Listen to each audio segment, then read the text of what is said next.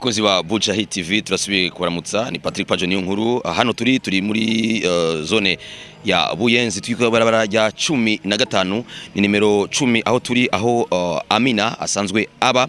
Ni inkuru yo ku munsi wa gatatu mwijoro hari tariki indwi, aho Amina yava aho yarasanzwe aba kwibarabara rya 16 inimero indwi.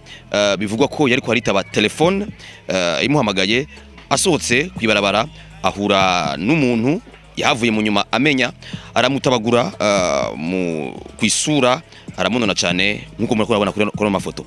Ni Amina rero yaciye ajanwa kwa muganga aho kuri centre de santé bita Nyota yo muri zone Buyenzi ya 15 nimero 2.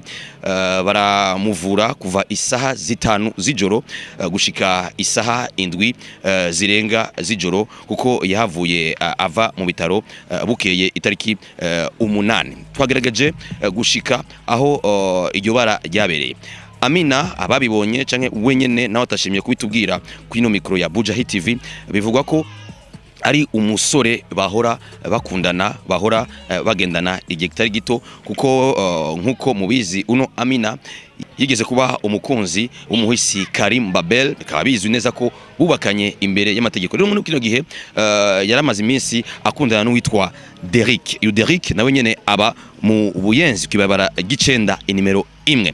Rero niho amakuru dukura kubegereye Amina, avuga ko bitari meze neza mu rukundo, gushikaho Amina avuga ko atakimukunda, urukundo rwabo rwahagaze, atabona kazoza kiwe na Derrick mu rukundo.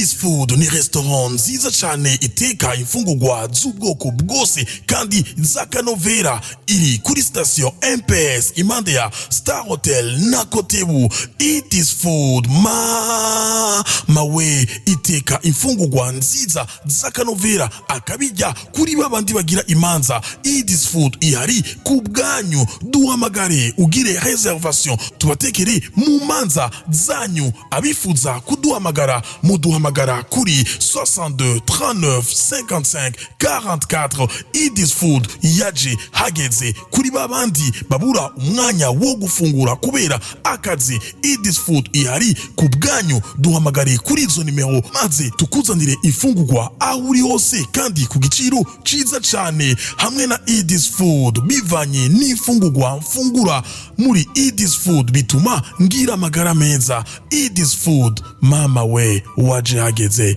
uri baba lao.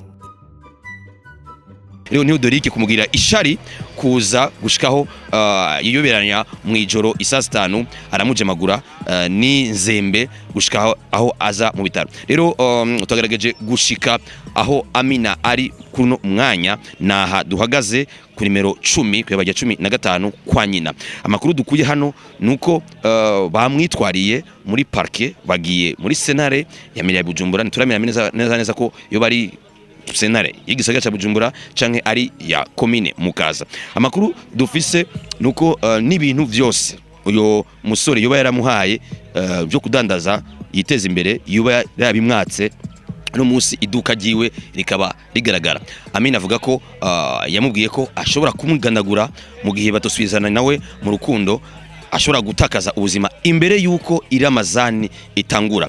Iyi nkuru turabana twitohoza, ni inkuru igaragara ko harimo urukundo hakabaho n'ugwanko, kuko iyo umuntu yakunze ubundi akanka biraboneka neza ko haca haduka ishari. Rero Derrick yahavuye afatwa muri iryo joro gitariki indwi, aja gufungwa mu gasho ka commune ya Buyenzi. Ni inkuru tubandanya tubatoreza. Muri kumwe na Patrick Pajo niyo nkuru. Hano ni Ibujumbura muri zone ya Buyenzi, turi ku rugo rwa mama Amina kuri nimero 10 y'icumi na gatanu.